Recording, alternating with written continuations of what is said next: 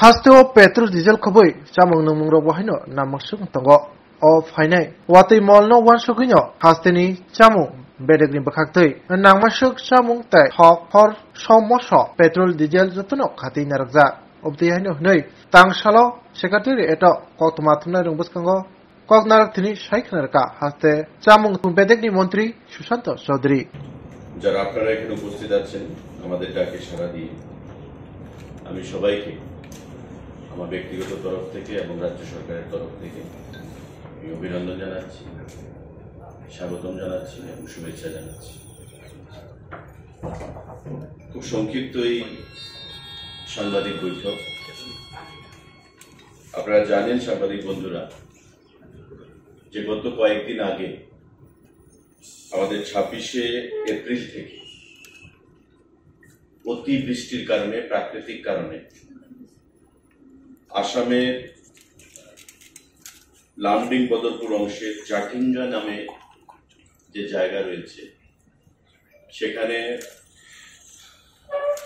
Rail line তা মারাত্মকভাবে ক্ষতিগ্রস্ত হয় এবং আমাদের রাজ্যের সঙ্গে প্রতিনিয়ত যে ট্যাঙ্কারের মাধ্যমে পেট্রোল ডিজেল আনা হয় তার বিরাট একটা ব্যাঘাত ঘটে এবং আমাদের রাজ্যে প্রতিনিয়ত যে পরিমাণ পেট্রোল ডিজেলের প্রয়োজনীয়তা রয়েছে চাহিদার তুলনায় যোগানের সংখ্যা বা যোগানের যে পরিমাণ সেটা কম থাকার ফলে প্রায় 10 দিন ধরে আমরা দেখেছি যে পেট্রোল পাম্পগুলোতে দীর্ঘ লাইন এবং সরকার বা আমাদের দপ্তর বাধ্য হয়ে সেখানে কিছু বিধি নিষেধ আরোপ করে পেট্রোল পাম্পগুলোতে। মোটর বাইক প্রতিদিন কত লিটার তেল পাবে, গাড়ি প্রতিদিন কত লিটার তেল পাবে এবং প্রতিটি পেট্রোল পাম্পকে সেই বিধিনিষেধ মেনেই সেখানে পেট্রোল দিতে হয়েছে জনগণকে। পরবর্তী সময়ে আমাদের মাননীয় মুখ্যমন্ত্রী ব্যক্তিগতভাবে কেন্দ্রীয় রেলমন্ত্রীর সঙ্গে কথা বলেছেন। আমি খাদ্য দপ্তরের মন্ত্রী হিসেবে দিল্লির সাথে কথা বলেছি, মন্ত্রীদের সাথে, অফিসারদের সাথে। আমার দপ্তরের যারা ডাইরেক্টর, সেক্রেটারি, আধিকারিকরা রয়েছে তারা আন্তরিকভাবে ইন্ডিয়ান অয়েলকে সঙ্গে নিয়ে, IOCL কে সঙ্গে নিয়ে এই পরিস্থিতি মোকাবেলার জন্য প্রতিনিয়ত সকাল থেকে রাত্রি পর্যন্ত কাজ করেছে এবং আমরা দেখলাম যে একটা সময় যে 11 তারিখ সেই ট্রেন পরিষেবা আবার চালু হলো। যে ট্যাঙ্কার রেল ডিজেল এবং পেট্রোল নিয়ে রাজ্যে বিগত দিনে আসতো আবার তার যে ধারাবাহিকতা সেটা আবার শুরু হলো এবং এখন আপনাদের কোনো পেট্রোল পাম্পে পেট্রোল ডিজেলের কোনো সেখানে সমস্যা নেই। কিন্তু এই কঠিন সময়ে যেখানে রেলওয়ের যে কানেক্টিভিটি আসামের সঙ্গে ত্রিপুরা বিপর্যস্ত হয়ে পড়েছিল, সেই সময়ে আমাদের সড়ক পথে IOCL এর দ্বারা, ইন্ডিয়ান অয়েল কর্পোরেশন এর দ্বারা আমাদের চাহিদা অনুযায়ী না হলেও মানুষের যাতে যান চলাচলে অসুবিধা না ঘটে, নিত্যদিনের চাহিদা যাতে কিছুটা হলো যোগান দেওয়া যায় সেই ব্যবস্থা IOCL থেকে সেখানে করা হয়েছে। তাই আমরা IOCL কেও ধন্যবাদ জানাচ্ছি এবং মাননীয় মুখ্যমন্ত্রীকেও বিশেষ করে আমরা ধন্যবাদ জানাচ্ছি। খাদ্য দপ্তরের প্রতিটি কর্মচারীকে আমরা ধন্যবাদ জ্ঞাপন করছি। যেহেতু বর্ষার সিজন, আপনারা জানেন যে প্রতিবার যে মনসুন আমাদের বর্ষার সিজন শুরু হয় তাতে আসাম আগরতলার মধ্য দিয়ে যে পণ্য সেখানে আগরতলা শহরে বা আমাদের ত্রিপুরা রাজ্যে আসে তাতে একটা বিশাল ব্যাঘাত ঘটে এবং এটা শুধু এবার নয়, বিগত প্রতিটা বছরই আমরা দেখেছি, কম হোক বেশি হোক, এই পণ্য পরিবাহী যে গাড়িগুলো সেখানে আসামের, সেখানে আমরা সোনারপুর দেখেছি, আমরা লোয়ার কুয়ার নাম শুনেছি, মেঘালয়, আসামের বিভিন্ন জায়গায় বাধাপ্রাপ্ত হয়, ল্যান্ডস্লাইড ঘটে, ভূমিধস ঘটে, সেখানে আটকে পড়ে। তো আমি আপনাদের মাধ্যমে রাজ্যের জনগণকে সেটা বলতে চাইছি, কারণ এটা নিয়ে মানুষের মধ্যে একটা কনফিউশন ছিল বিগত দিনে। বিভিন্ন সময়ে আমাদের দপ্তর বা মুখ্যমন্ত্রীর বা কেন্দ্রীয় সরকারের সেখানে দৃষ্টি আকর্ষণ করা হয়েছে যে বর্তমানে পেট্রোল এবং ডিজেলের যে মজুদ রয়েছে রাজ্যে, সেটা পর্যাপ্ত রয়েছে। প্রতিদিন আমাদের পেট্রোলের চাহিদা হচ্ছে 275 কিলোলিটার ত্রিপুরা রাজ্যে, এবং ডিজেলের চাহিদা হচ্ছে 365 কিলোলিটার। নিত্য প্রয়োজনীয় দ্রব্যের সেখানে মূল্য বৃদ্ধি করে। এবং বর্তমান সময়ে আপনাদের অবগতির জন্য জানাচ্ছি, আলু ছাড়া প্রত্যেকটা দ্রব্যের সেখানে মূল্য নিয়ন্ত্রণে রয়েছে। আলু আমাদের ন্যাশনালি সারা দেশে যেখান থেকে বাজারগুলো থেকে আলু আসে, সেখানে আলুর দামটা বৃদ্ধি পেয়েছে। তো স্বাভাবিকভাবেই আমাদের রাজ্যে যারা ব্যবসায়ী বেশি দাম দিয়ে কিনতে হয় এবং এখানে অল্প রেট বেশি দিয়ে তাদেরকে বিক্রি করতে হয়। আমাদের খাদ্য দপ্তরের টাস্ক ফোর্স, প্রতিটি মহকুমা এসডিএম এর আন্ডারে যে টাস্ক ফোর্স, প্রতিনিয়ত আমাদের রেট কর্মসূচি এবং অভিযান কর্মসূচি আমাদের চালু রয়েছে। এবং এতে করে আপনাদের অবগতির জন্য আমরা জানাচ্ছি, প্রায় বিগত 6 মাসে আমাদের 290টির উপর অভিযান চালানো হয়েছে সারা রাজ্যে। More than 290 raids have been made by the department, by the task force. এবং তাতে আমাদের আর্থিক যে জরিমানা, সেটা প্রায় 4 লক্ষ টাকা আদায় করা হয়েছে বিভিন্ন দোকান থেকে। আমাদের সদর এসডিএম এবং খাদ্য দপ্তরের যে এনফোর্সমেন্ট টিম জয়েন্টলি আমরা প্রতিনিয়ত রেড বা বিভিন্ন অভিযান কর্মসূচিগুলো আমরা সংগঠিত করি। তাতে মহারাজগঞ্জ বাজার, বটতলা বাজার, দুর্গাচমনি বাজার, লেকচমনি বাজার এবং আমাদের যে জিবি বাজার, যে উল্লেখযোগ্য আগরতলা শহরে এবং তার আশেপাশে যে বাজারগুলো রয়েছে, সেই বাজারগুলোতে যে রেড কর্মসূচি আমাদের রয়েছে বিগত কয়েক মাসে প্রায় 54টি রেড আমরা সংগঠিত করেছি। এবং তাতে প্রায় 1,47,000 টাকা জরিমানা তাদের থেকে আদায় করা হয়েছে। এবং সারা রাজ্যে যে সংখ্যাটা আমি বললাম যে 290টি অভিযান চালানো হয়েছে, আর সদরে আমরা সেখানে 54টি অভিযান আমরা চালিয়েছি। স্বাভাবিকভাবেই জিনিসটা পরিষ্কার হচ্ছে যে আমাদের সদর মহকুমাতে যেখানে 54টি রেড বা অভিযান সম্পন্ন হয়েছে, তার বাইরে আমাদের 290টি সারা রাজ্যে অভিযান চালানো হয়েছে। অর্থাৎ প্রতিটি মহকুমাতে মহকুমা শাসকের আন্ডারে যে টাস্ক ফোর্স রয়েছে, তারা সজাগ দৃষ্টি রেখে চলছে যাতে কোথাও কোনো ব্যবসায়ী আর্টিফিশিয়াল ক্রাইসিস তৈরি করে জিনিসপত্রের দাম যেন বৃদ্ধি করতে না পারে, জনগণের জন্য হয়রানি না হয়। সাংবাদিক বন্ধুরা, আমাদের সদর মহকুমাতে এখন পর্যন্ত যেটা বললাম 54টা রেড করা হয়েছে। রেশন শপ লাইসেন্স বাতিল করা হয়েছে একটা, শোকজ নোটিশ দেওয়া হয়েছে 23টা, আমাদের জরিমানা আদায় করা হয়েছে 1,47,000 টাকা। ঠিক তেমনি মহারাজগঞ্জ বাজার জরিমানা আমরা আদায় করেছি 1,02,000 টাকা এখান থেকে। আমাদের এমনি রূপে অন্যান্য মহকুমাতে প্রায়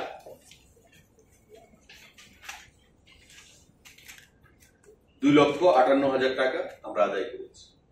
তো ওভারঅল আপনারা সারা রাজ্যে যখন দেখবেন, আপনাদের প্রতিনিয়ত সংবাদপত্রগুলোতে যখন দেখবেন, প্রতিনিয়ত নিত্যদিন সেই সংবাদপত্রগুলোতে নিউজ আইটেম হিসেবে আসছে যে খাদ্য দপ্তরের টিম, এসডিএম এর অধীন টিম, টাস্ক ফোর্স, তারা প্রতিনিয়ত সেই অভিযানগুলো চালিয়ে যাচ্ছে।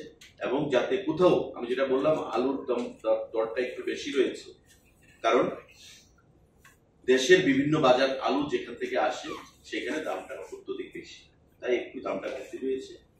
তার বাইরে কোনো জিনিসের দাম বৃদ্ধি নেই, সমস্ত কিছু নিয়ন্ত্রণে রয়েছে। খাদ্য দপ্তরের অধীন আরেকটা ডিপার্টমেন্ট আমি বলবো লিগ্যাল মেট্রোলজি, অর্থাৎ আমরা যাকে ওয়েটস এন্ড মেজার্স ডিপার্টমেন্ট বলি, ওজন পরিমাপ দপ্তর। গত কয়েক মাসে আলাদাভাবে তাদের দায়িত্ব হচ্ছে ওজন পরিমাপ সেখানে নিয়ন্ত্রণ করা। 120টা রেড সম্পন্ন করা হয়েছে এবং 575টা রেশন শপে ওজন পরিমাপ সেখানে তারা করেছে এবং ভেরিফিকেশন করেছে এবং 81,72,000 টাকা তারা 81,72,000 টাকা এবং 6,92,000 টাকা তারা আদায় করেছে। কি বাবদ? ভেরিফিকেশন ফি এবং কম্পাউন্ডিং জরিমানা হিসাবে। ভেরিফিকেশন ফি হিসাবে 81,72,000 টাকা এবং 6,92,000 টাকা কম্পাউন্ডিং ফি হিসাবে তারা সেখানে আদায় করেছে এবং প্রতিনিয়ত তারা সেই মনিটরিং রেখে চলছে। তাদেরকে যে টার্গেট থাকে প্রতি সেখানে আর্নিং এর, যে 23-24 অর্থ বছরে 1,70,00,000 টাকার মধ্যে 1,87,00,000 টাকা তারা সংগ্রহ করে রাজ্য সরকারের কোষাগারে সেখানে জমা দিয়েছে বিভিন্ন ওজন পরিমাপ আমরা তাদের ভেরিফিকেশন এবং কম্পাউন্ডিং জরিমানা হিসাবে। তো যেহেতু আমাদের মনসুন সিজন শুরু হয়েছে, বৃষ্টি বাদলের দিন, স্বাভাবিকভাবেই 10 দিনের মতো একটা পেট্রোল ডিজেলের যে ক্রাইসিস আমরা লক্ষ্য করেছি ত্রিপুরা রাজ্যে, তার থেকে সকলের প্রচেষ্টায় আমি রাজ্য প্রশাসন, মাননীয় মুখ্যমন্ত্রী, খাদ্য দপ্তরের আধিকারিকগণ, পুলিশ, সাংবাদিক বন্ধুরা এবং বিশেষ করে জনগণ, তারা যে ধৈর্যের পরিচয় দিয়েছে, আমরা যেভাবে তাদেরকে আহ্বান জানিয়েছিলাম যে আপনারা ধৈর্য রাখুন, বিশ্বাস রাখুন, আমরা কিছুদিনের মধ্যে পরিস্থিতি স্বাভাবিক হবে, আমরা আপনার চেষ্টা চালিয়ে যাচ্ছি, তাতে তারা সাড়া দিয়েছে পজিটিভ ভাবে এবং সকলের সহযোগিতাকে পুঁজি করেই আমরা এই যে ক্রাইসিসটা ছিল সেটাকে আমরা ফেস করতে পেরেছি এবং আজকে পেট্রোল এবং ডিজেলের যে স্টক এবং যে সরবরাহ সেটা স্বাভাবিক করতে আমরা পেরেছি। তো আজকে এই তথ্য এবং তাদেরকে ধন্যবাদ জানানো। আর বর্তমানে স্টক কি রয়েছে বিভিন্ন খাদ্য দ্রব্যের, মানুষের মধ্যে যেন প্যানিক না হয়, কারণ একটা অংশ থেকে বরাবর চেষ্টা চালানো হচ্ছে যে একটা বিশৃঙ্খলা পরিবেশ কিভাবে তৈরি করা যায়। আমরা দেখেছি যে বাজারে চরম বিশৃঙ্খলা চলছে, খাদ্যদ্রব্য পাওয়া যাচ্ছে না পেট্রোল ডিজেল নিয়ে। আমি আপনাদের সকলের মাধ্যমে সেটা জানান দিলাম যে যথেষ্ট পরিমাণে খাদ্যদ্রব্য রয়েছে আমাদের কাছে, রেশন শপেও রয়েছে এবং আমাদের ওপেন মার্কেটেও রয়েছে এবং কত দিনের রয়েছে সেটাও আপনাদেরকে আমরা জানিয়ে দিলাম আপনাদের মাধ্যমে রাজ্যবাসীর অবগতি। যদি কারোর কোনো প্রশ্ন থাকে আপনারা এই বিষয়ে আপনারা সেটা করুন। স্যার, আপনি বলছেন যে আপনাদের খাদ্য দপ্তর থেকে টাস্কফোর্স সবসময় বিভিন্ন বাজারে অভিযান করে যাচ্ছে, কিন্তু এদিকে আগরতলা শহরে বা শহরের বাইরে যতগুলো পর্যটন কেন্দ্র রয়েছে ওদিকে আশেপাশের দোকানগুলো, বিশেষ করে বহিরাজ্যের পর্যটকরা আসলে মানে জিনিসের দাম একটু বাড়িয়ে ওদের কাছে বিক্রি করছে এবং অভিযোগ রয়েছে 2 লিটার জলের বোতল যেটা 20 টাকা এটা 30 টাকা বিক্রি হচ্ছে এবং 1 লিটার জলের বোতল যেটা 20 টাকা এটা 25 টাকা করে বিক্রি হচ্ছে। এবং ওরা যদি জিজ্ঞাসা করতে চায় যে এত টাকা কেন, তখন ওদেরকে জিএসটি বলে এরকম বলে করে দিচ্ছে। দেখুন, এটা ভালো প্রশ্ন আপনি করেছেন, আমি আপনাকেও ধন্যবাদ জানাবো। দেখুন, খাদ্য দপ্তরের টাস্কফোর্স বা আমাদের মহকুমার শাসকের অধীনে যে টাস্কফোর্স, আমরা বলেছি যে রেশন শপগুলো এবং ইম্পর্টেন্ট বাজারগুলোতে আমরা রেড বা অভিযান আপনাদের চলছে। টুরিস্ট যে ডেস্টিনেশন গুলো রয়েছে তার আশেপাশের দোকানগুলোতে অনেক সময় সেগুলো করা হয়। তার কারণ হচ্ছে বাজারের ম্যান পাওয়ার তো লিমিটেড স্বাভাবিকভাবে, তো সেই ম্যান পাওয়ার যদি সারাদিন রেড বা অভিযান কর্মসূচিতে নিজেদেরকে এঙ্গেজ রাখে, নিজেদেরকে লিপ্ত রাখে, তো প্রশাসনিক কাজকর্ম সেখানে ব্যাঘাত হবে। তো স্বাভাবিকভাবেই আপনাদের স্পেসিফিক যদি কোনো কমপ্লেন থাকে সেটা বলবেন এবং আমরা ডাইরেক্টর সাহেবকে আমরা বলবো সে take a note of the same এবং আমরা পরবর্তী সময়ে এসডিএমদেরকেও যারা টাস্ক ফোর্স পরিচালনা করে থাকেন তাদেরকেও আমরা ইনস্ট্রাকশন দেব ডাইরেক্টরেট থেকে, যাতে করে পর্যটন দপ্তরের অধীন যে সমস্ত টুরিস্ট ডেস্টিনেশনগুলো রয়েছে তার আশেপাশে যে দোকানগুলো রয়েছে তাতেও যেন কড়া নজরদারি রাখে। কোথাও মানুষকে ঠকিয়ে, পর্যটকরা আসবে তাদেরকে ঠকিয়ে সুযোগ বুঝে তাদেরকে বেশি চড়া দামে জিনিস বিক্রি করা, এটা কোনোভাবেই বরদাস্ত করা হবে না এবং আমরা সেটা চাই না। কিন্তু আমি পাশাপাশি আরেকটা কথা বলবো আপনাদেরকে, যারা এমন করবে, দোকান থেকে অসাধু যারা ব্যবসায়ীরা, যারা খরিদ্দার যারা রয়েছেন তাদের কাছ থেকে যারা বেশি টাকা নেবে, তারা যেন মানি রিসিপ্ট চায়। বিল, যে আমি 30 টাকা দিলাম, তুমি আমাকে বিল দাও, মানি রিসিপ্ট দাও, সেটা যেন চায়। এবং এই ব্যবস্থা মানি রিসিপ্টের মধ্যে দিয়ে আমরা পরবর্তী সময় আইনি ব্যবস্থাও আমরা নিতে পারবো, এবং সে দোকানও বন্ধ করে দেওয়া হবে যদি এ ধরনের কোনো ইরেগুলারিটিস পাওয়া যায়। তো স্বাভাবিকভাবে কমপ্লেন আমাদের কাছে লজ করতে হবে, এবং যথাযথ ডকুমেন্টেশনের মাধ্যমে যেন কমপ্লেন লজ করা হয়, সেটা আমরা আহ্বান জানাবো প্রতিটি জনগণের কাছে। কারণ জনগণরাই ক্রয় করছে, তারা যদি বেশি টাকা দিয়ে ক্রয় করে, means you are giving indulgence to corruption, তো সেটা যেন না হয়, সেই জিনিসটা আমি সবার কাছে আহ্বান জানাবো। স্যার, হেরিটেজ পার্কের সামনে দোকানগুলো সদর এসডিএম কে বলা হবে যাতে করে সে বিষয়ে গুরুত্ব। বর্তমানে যে মজুদ আমাদের রয়েছে ডিপোগুলোর মধ্যে 1700 কিলোলিটার পেট্রোল অলরেডি মজুদ রয়েছে, এবং 2726 কিলোলিটার ডিজেল আমাদের কাছে মজুদ রয়েছে। অর্থাৎ আপনারা বুঝতেই পারছেন যে 275 কিলোলিটার যদি প্রতিদিন চাহিদা হয়, তবে আমাদের কাছে বর্তমানে 1700 কিলোলিটার পেট্রোল রয়েছে বর্তমানে মজুদ, এবং আরো আসছে আগামী 2-3 দিনের মধ্যে আরো ট্যাঙ্কার রাজ্যে পৌঁছবে। সুতরাং পেট্রোল এবং ডিজেলের কোনো ধরনের সেখানে যে ডেফিসিয়েন্সি বা শর্টেজ, যে শর্টেজ সেখানে নেই। তার বাইরে আমাদের খাদ্য দপ্তরের অধীন যে কোনো পরিস্থিতিতে মোকাবিলা করার জন্য 60 থেকে 80 দিনের আমাদের স্টক খাদ্যশস্যের, সেই স্টক আমাদের গুদামে থাকে। এবং বর্তমানেও আমাদের যে চাউল যে রয়েছে প্রায় 50,078 মেট্রিক টন চাল আমাদের মজুদ রয়েছে, যা দিয়ে আমরা 70 দিন অতিবাহিত করতে পারবো। অর্থাৎ আমি যদি আমি সংক্ষেপে যদি বলি, রাজ্যে গুদামে চাল 70 দিনের মজুদ রয়েছে। আমাদের মসুর ডাল 22 দিনের মজুদ রয়েছে। আমাদের লবণ 45 দিনের গুদামে মজুদ রয়েছে। আমাদের চিনি, সুগার 28 দিনের মজুদ রয়েছে। গম আমাদের 74 দিনের মজুদ রয়েছে। এই মজুদের পরিমাণ আমরা বিশ্বাস করি, আশা রাখি যে মনসুন সিজন শুরু হয়েছে, বৃষ্টি প্রকৃতির কোনো কারণে যদি কোনো ধরনের আবার যদি বাধাপ্রাপ্ত হয়, আমাদের যে দিনগুলো মজুদ রয়েছে এই দিনগুলো আমরা এখানে সুন্দরভাবে অতিবাহিত করতে পারবো, এবং পরবর্তী সময়ে দপ্তর প্রয়োজনীয়তার নিরিখে সেখানে আবার সিদ্ধান্ত গ্রহণ করবে। সাংবাদিক বন্ধুরা, আমাদের এই যে আমরা যেটা তথ্য আপনাদেরকে দিলাম সেটা হচ্ছে PDS system, public distribution system, যেটা রেশনিং ব্যবস্থা আমরা বলি। এটা হচ্ছে এই যে মজুদগুলো রয়েছে সেটা হচ্ছে রেশনের মধ্যে, আমাদের গুদাম বা রেশনের মধ্যে ডিস্ট্রিবিউশনের জন্য জনগণ। এবার আসছি আমি খোলা বাজারে, ওপেন মার্কেটে, যে বিভিন্ন বাজারগুলো, নিত্য প্রয়োজনীয় যে বাজারগুলো রয়েছে আমাদের, সেখানে মানুষ যেখান থেকে ক্রয় করে সেই বাজারগুলোতেও প্রায় চাউল 38 থেকে 40 দিনের মজুদ রয়েছে। ডাল 95 থেকে 100 দিনের সেখানে স্টক রয়েছে। আমাদের লবণ 10 থেকে 12 দিনের রয়েছে। চিনি 48 থেকে 50 দিনের রয়েছে। তেল আমাদের 135 থেকে 140 দিনের রয়েছে। আলু 32 থেকে 35 দিনের রয়েছে। পেঁয়াজ 30 দিনের রয়েছে, এবং আটা ময়দা আমাদের আমাদের 40 দিনের রয়েছে। আমি আবার বলছি আপনাদেরকে, চাউল আমাদের 40 দিনের রয়েছে ওপেন মার্কেটে। ডাল রয়েছে আমাদের 30 দিনের, 95 থেকে 100 দিন যেটা আমি বলছি সেটা রেট, যে রেটটা বর্তমানে রয়েছে। ডাল রয়েছে 30 দিনের। লবণ আমাদের 84 দিনের রয়েছে। চিনি রয়েছে আমাদের 30 দিনের। ভোজ্য তেল রয়েছে 40 দিনের। আলু 20 দিনের। পেঁয়াজ 25 দিনের। আটা ময়দা 40 দিনের। এটা হচ্ছে আমাদের ওপেন মার্কেট, সাধারণ জনগণের যে ওপেন মার্কেট এবং পিডিএস, দুটো তথ্য আপনাদেরকে আমরা দিলাম।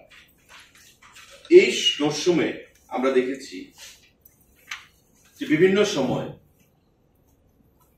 রাস্তা আটকে গেছে, ধস পড়েছে, ট্রেন কানেক্টিভিটি সেখানে ডিসরাপশন হয়েছে।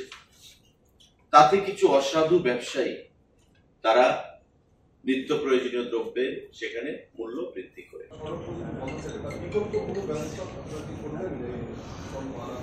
না, আপনি সাংবাদিক বন্ধুরা, আমাদের যে আসাম আগরতলা রোড, যাকে আমরা লাইফ লাইন বলি, আপনি নিশ্চয়ই জানবেন যে 10 দিন ব্যাপী প্রায় যে অনিয়মিত রেল যোগাযোগ ছিল, তাতে সড়ক দিয়ে কিন্তু আমাদের যে চাহিদাটা পুরোটা যোগান দিতে আমরা পারিনি, কিন্তু কোনোভাবে আমরা মানুষের যেখানে 10 লিটার দরকার সেখানে আমরা 2 লিটার 3 লিটার দিয়ে গেছি।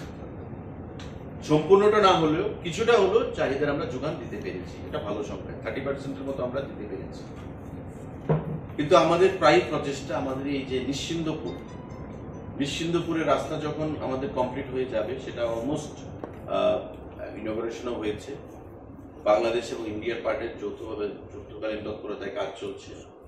আমাদের আশা 6 মাস 1 বছরের মধ্যে সেটা রাস্তা যোগাযোগ শুরু হয়ে বাংলাদেশের মধ্য দিয়ে আমরা পণ্য যোগাযোগ করতে পারব, এবং সেটা যখন সম্পূর্ণ হয়ে যাবে তখন আমরা আসামের উপর দিয়ে বা মেঘালয়ের উপর দিয়ে যে আমাদের যে ডিপেন্ডেন্সিটা, নির্ভরশীলতাটা, সেটা আমাদের কমে যাবে।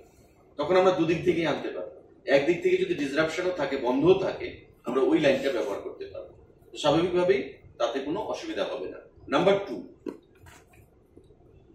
পেট্রোল এবং ডিজেলের ক্ষেত্রে আমাদের বর্তমানে যে ডিপোর্ট সেখানে রয়েছে ধর্মনগরে, তাতে যে পরিমাণ স্টক আমরা রাখতে পারি সেটা সাফিসিয়েন্ট না।